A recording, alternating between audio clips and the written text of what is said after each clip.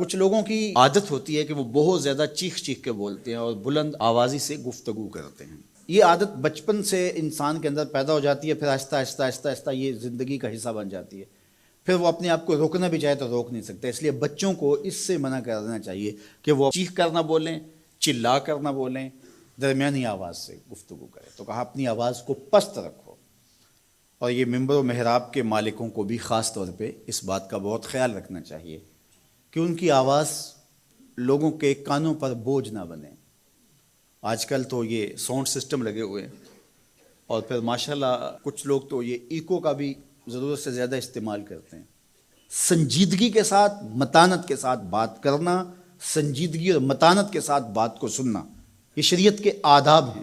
جب کسی سے ہم کلام ہوں تو آپ بھی بلند آواز نہ ہو، اور دوسرا وہ اس کا جو جواب دے رہا ہو اس کی توجہ بھی بھٹکنے نہ پائے، وہ اپنے احساسات سے یہ بات بتائے. اور کہیں جواب دینا ضروری ہو تو حرج بھی نہیں ہے. آواز کو معتدل رکھو، خوبصورت رکھو.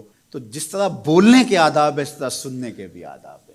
ویسے ماہرین کہتے ہیں کہ تیز آوازیں بندہ پونے گھنٹے سے زیادہ نہیں سن سکتا، یعنی اس کا سٹیمنا جو ہے وہ اتنا ہی ہے کہ وہ اتنا سن لے. برداشت کر لے اس کے بعد وہ تو الگ بات ہے، لیکن یہ ہے کہ وہ جو آسانی کے ساتھ سن سکتا ہے اتنا ہی سن سکتا ہے.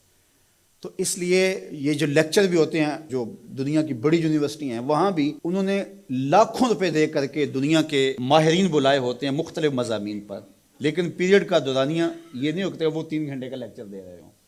انسان کی جو ہے وہ ایک کیپیسٹی ہے، اس سے آگے نہیں وہ بڑھ سکتا. اور مجھے بتائیے انسان کو بنانے والے سے بہتر کون بتائے گا؟ قرآن بتاتا ہے. کیا بتاتا ہے؟ وَغْضُضْ مِن صَوْتِكَ، اپنی آواز کو پست رکھو. باقی اس کے الگ احکام ہیں کہ اذان دے رہے ہیں، آپ کسی کو پکار کر رہے ہیں، جنگ میں رجز ہے یا کوئی اور بات ہے. ابھی لائٹ چلی جاتی ہے اور دور تک لوگ بیٹھے ہیں تو مجھے لامحالہ طور پہ اونچا بولنا پڑے گا. میری آواز اونچی ہے تو میں کوشش کروں گا آخری شخص تک آواز پہنچے، وہ ایک الگ بات ہے. لیکن اب یہ آواز ایسے ہی سب تک پہنچ رہی ہے. تو ان آداب کو جب ہم سمجھتے نہیں ہیں تو اپنی بات کو کچھ لوگ سمجھتے ہیں کہ زور سے بولیں گے تو لوگوں کے اندر بات اترے گی. ایسا نہیں ہے. بات زور سے بولنے سے نہیں اترتی، بات دلیل سے اترتی ہے. رومی علیہ رحمہ فرماتے ہیں کہ بادلوں کے گرجنے سے نہیں، پھول کھلتے ہیں بارش کے برسنے سے.